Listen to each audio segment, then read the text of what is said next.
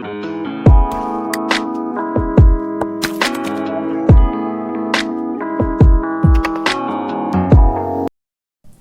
राम जी। आज के वीडियो में आज फिर हम एक नई चीज आपके लिए लेकर आए हैं, लेकिन इससे पहले छोटी सी चर्चा मैं आपसे करना चाहूंगा।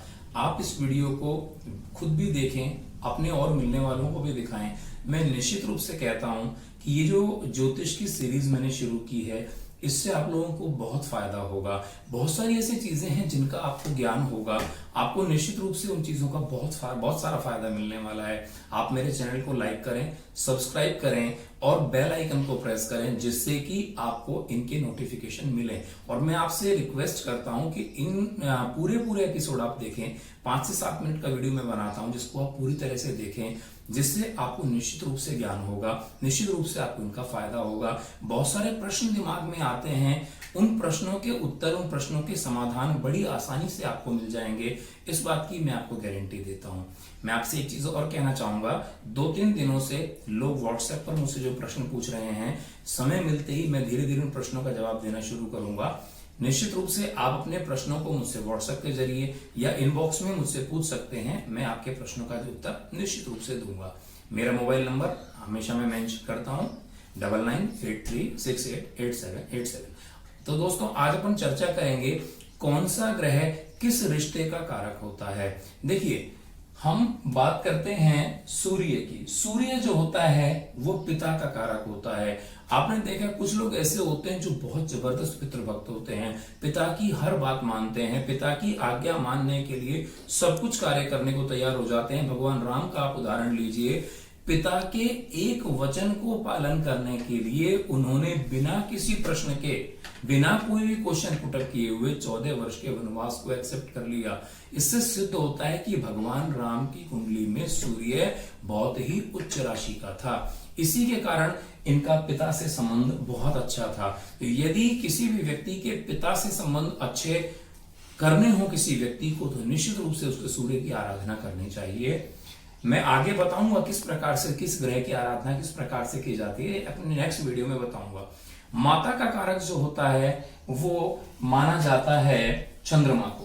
चंद्रमा जो होता है वो माता का कारक माना जाता है। आपको पता है चंद्रमा शीतलता प्रदान करता है और माँ हमेशा शीतल होती है। आपने देखा पिता हमेशा थोड़ा सा उग्र हो जाते हैं आपके ऊपर, थोड़ा सा गुस्सा करते हैं, हालांकि वो आपके भले के लिए करते हैं। तो वो थोड़े गर्म हैं, किसकी तरह? सूर्य की तरह से। माँ हमेशा शीतलता देती है। पिता के गुस्से से कौन बचाता है? माता बचाती है। तो कुंडली में चंद्रमा जो है वो निश्चित रूप से किसका कारक माना जाता है? माता का कारक माना जाता है। तो माता से संबंध अगर अपन को अच्छे करने हैं तो हमें चंद्रमा को बलिष्ठ करना चाहिए। कुंडली में मंगल ग्रह जो होता है वो भाई और बहन का कारक माना जाता है। अपने भाई बहनों से हमारे संबंध किस प्रकार के होंगे, ये चीज कौन बताता है? हमें मंगल बताता है। मैं आपको एक चीज बताता हूं, यदि कोई भी व्यक्ति अपने भाई या बहन से द्वेष करता है, भाई या बहन से लड़ता है, भाई या बहन की चुगली करता है, अपन देखते हैं आज जब लोग बड़े हो जाते हैं तो संपत्ति के लिए, किसी भी चीज के विवाद के लिए हम क्या करते हैं?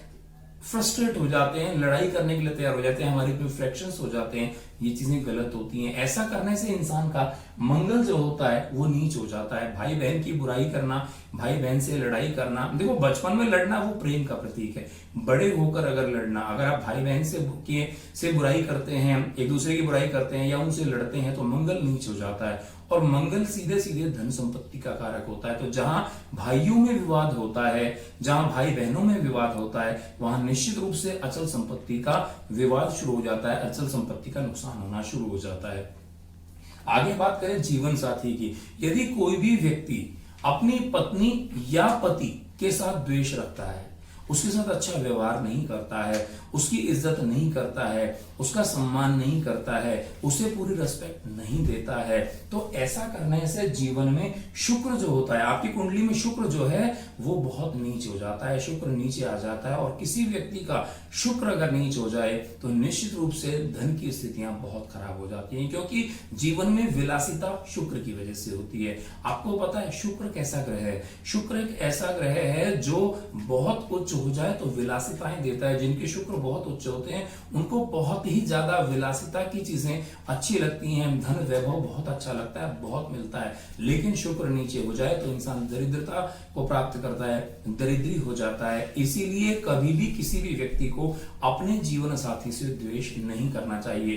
पत्नी को पति से या पति को पत्नी से कभी भी जीवन में द्वेष नहीं करना चाहिए। एक दूसरे से सम्मान का भाव रखना चाहिए।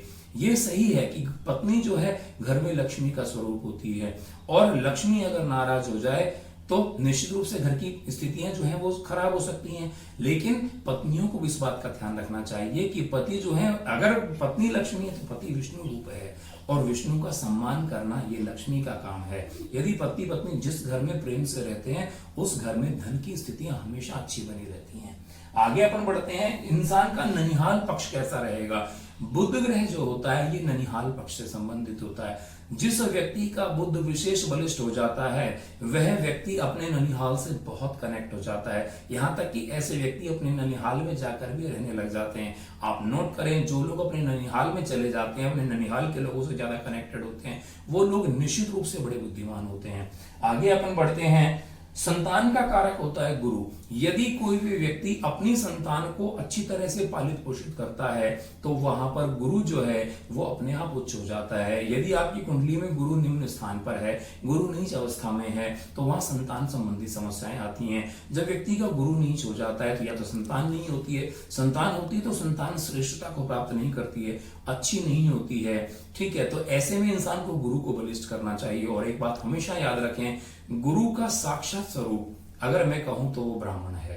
यदि आप किसी भी कर्मकांडी वेद पाठी ब्राह्मण से द्वेष करते हैं तो निश्चित रूप से गुरु वहां नीच हो जाता है, और गुरु का नीच होना कभी भी आपकी कुंडली के लिए श्रेष्ठ नहीं है। इसलिए कभी भी आप किसी भी कर्मकांडी ब्राह्मण को कभी भी उल्टा सीधा ना बोलें, द्वेष भावना उससे ना रखें, चुगली ना करें। मैंने देखा है लोग क्या करते हैं, पीठ पीछे चुगली करते हैं। ऐसा कभी नहीं करना चाहिए। ऐसा करने से आपका गुरु नीचे आ जाएगा, आपका गुरु निम्न हो जाएगा, और जिस व्यक्ति का गुरु निम्न हो जाता है वहां उसकी सभी प्रकार की स्थितियां खत्म हो जाती हैं, बेकार हो जाती हैं। क्योंकि गुरु एक ऐसा ग्रह है जिसकी किसी से शत्रुता नहीं, सबसे मित्रता होती है। इसीलिए गुरु को हमेशा बलिष्ठ करने का प्रयास करें। गौ की और ब्राह्मण की से हमेशा सेवा करें। भगवान राम ने भी कहा है, उन्होंने भी ब्राह्मणों को श्रेष्ठ बताया है, इसलिए हमेशा ब्राह्मणों की सेवा करें। आगे बढ़ते हैं, संतान के लिए गुरु के लिए अधीनस्थ कर्मचारी। आप जहां भी किसी इंस्टीट्यूशन में अगर आप बॉस हैं, किसी उच्च पद पर हैं, तो हमेशा अपने अधीनस्थ लोगों से आप अच्छा व्यवहार करें। यदि आप किसी भी परिस्थिति में देखें, अगर आप अच्छे पैसे वाले इंसान हैं तो वहां भी आप इस बात का ध्यान रखें कि आपके नीचे रहने वाले जो लोग हैं, आपसे निम्न रहने वाले जो लोग हैं, उनको आप श्रेष्ठ जीवन प्रदान करें, अच्छा व्यवहार उनके साथ करें। यदि आप अपने अधीनस्थ कर्मचारियों से अच्छा व्यवहार करते हैं तो शनि आपका उच्च होता है। और शत्रु के लिए कौन जिम्मेदार होता है? राहु। जिस व्यक्ति का राहु बिगड़ जाता है ऑटोमेटिकली उसके शत्रुओं की संख्या बहुत ज्यादा बढ़ जाती है। इसीलिए राहु के प्रभाव को कम करने के लिए हमें शत्रु नहीं बनाने हैं, लोगों से मित्रता का भाव रखना है।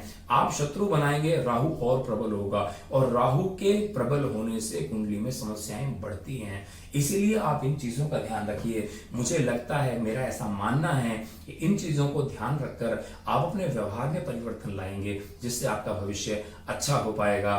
राम राम जी।